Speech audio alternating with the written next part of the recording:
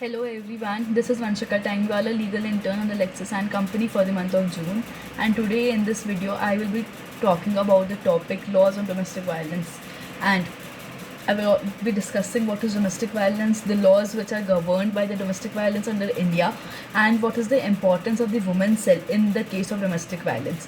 So, let's start the video. So basically, the domestic violence has been an old age phenomenon that women have been victim of. So in a patriarchal society, we all know that women often fail to protect themselves if their partners become violent. So it is because of the cultural patterns, the religious practices, the economic and political conditions. These all majorly set the precedent as the main cause of domestic violence. So this custom of domestic violence may be followed by observing violence between one parents while growing up, absent or rejecting father, antisocial peer associations, etc. So the imbalance of gender in the domestic violence is related to the differences in the physical strength and size being compared between a man and a female. Nowadays, domestic violence is not simply an argument. It is moreover a pattern of forced control that one person uses over another. So domestic violence primarily includes the use of physical and sexual violence, threats, emotional insults, and economic deprivation as a way to dominate their victims and get their way.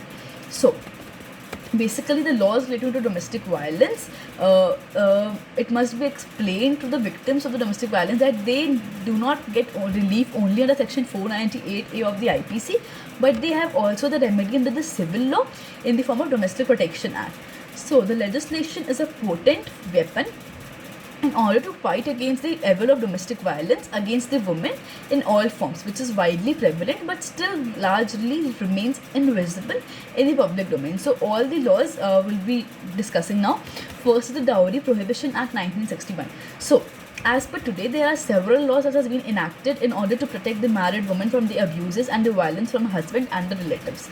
So within the ambit of 498 of the IPC, the harassment of dowry by the husband is considered as a by the husband or the family is considered as a crime. So the harassment can be caused either mentally, physically, or example being forced sex with one's wife. So therefore 498 has a very wide scope when it comes to the dowry protection. So now the practice of dowry stands no value under Dowry Prohibition Act 1961, but yet if the dowry has been given to or taken, but the woman is entitled to that money or property as the case may be. So the second act is the Protection of Women from the Domestic Violence Act 2005. So looking with the perspective of this act, any conduct, omission or commission that harms or injures or has potential to harm or injure will be considered as domestic violence by the law. It covers children also. So all the women who may be a mother, sister, widow or partner living in shared household are covered under this act. The relationship should be in the form of marriage or adoption. Simultaneously, relationship with other family members living together or as a joint family are included as well. So any woman can who subjected to the domestic violence can file such case. So the orders of the magistrate can pass under the act are: firstly, the magistrate can direct the respondent or the aggrieved person to undergo through the counseling sessions. Secondly, the magistrate will direct that the woman shall not be evicted or excluded from the household. Thirdly, it may be directed to record the proceedings in camera. Fourthly, it may order a protection order providing protection to such women, to such victim.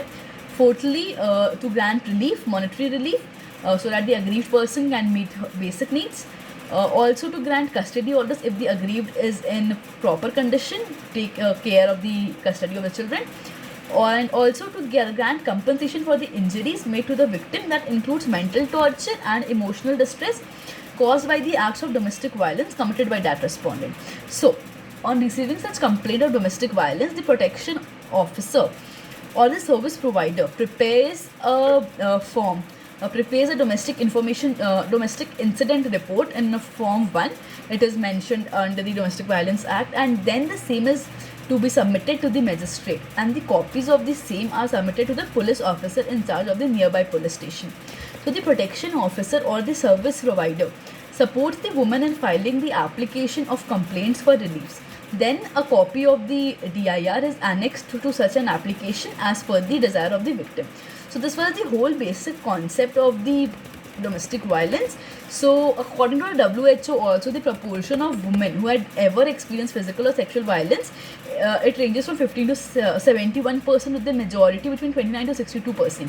So, domestic violence has great impact in India because of the traditional reasons and the other reasons which combines together in the form of domestic violence. So these were the specific laws under the IPC and the Dowry Prohibition Act and the Protection of Women from Domestic Violence Act. These three laws basically govern the domestic violence.